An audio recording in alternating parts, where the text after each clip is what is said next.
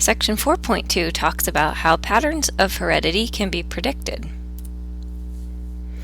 You use a method called PUNNET squares to make those predictions, which does involve some math. Before we talk about PUNNET squares, let's have a quick review. The definition of a PUNNET square is something that illustrates how parents' alleles might combine in offspring. What do we call different forms of a gene? Alleles. What height of pea plant, tall or short, did Mendel find to be dominant? He found that the tall was dominant to the short plant. And how do you represent, or what do you write when you're trying to write dominant and recessive alleles? Use uppercase and lowercase letters in order to determine whether the allele you're showing is dominant or recessive. Heredity is the passing of traits from parent to offspring. This could be in humans, but remember that it's in any living organism. Traits are controlled by genetics. Traits are controlled by genes. So what is genetics? Genetics is the study of how traits are inherited. Now let's focus on alleles.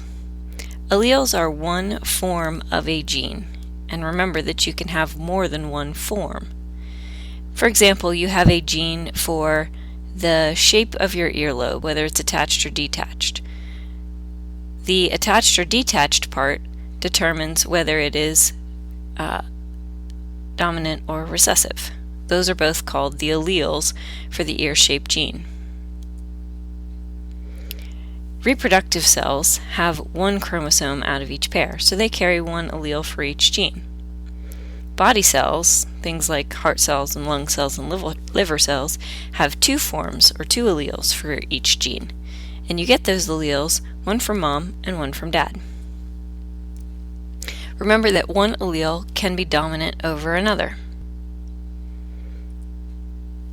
A dominant allele is one that will always be expressed, and this will mask or hide a recessive allele.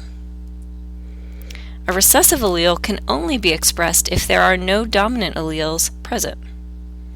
So that means you have to have inherited a recessive allele from both parents in order to show a recessive trait. Punnett squares are the way that we show possible outcomes for inheritance. Remember that each parent has two alleles for a particular gene. The offspring receive one of those alleles from each parent, and it's random as to which allele the child or the offspring is going to receive. Punnett squares show how alleles might be passed. In the pea plants that Mendel was studying, he used a capital D for regular height and a lowercase d for short height plants. The top of the Punnett square shows one parent's alleles for the trait, and the side shows the other parent's alleles, like this. So what we see here is, remember, we use capital and lowercase letters to indicate the alleles that each parent has. So the top of the alleles, or the top of the Punnett square, show the alleles that could have come from one parent, and the side show the alleles that could have come from the other parent. And then by crossing these alleles, by bringing them down into the boxes, you see the possibilities for each of the offspring. Let's review some more terms. The genotype is the alleles that an organism has. Remember that you use letters to show those alleles. Dominant alleles are shown with a capital letter. Recessive alleles are shown with a lowercase letter.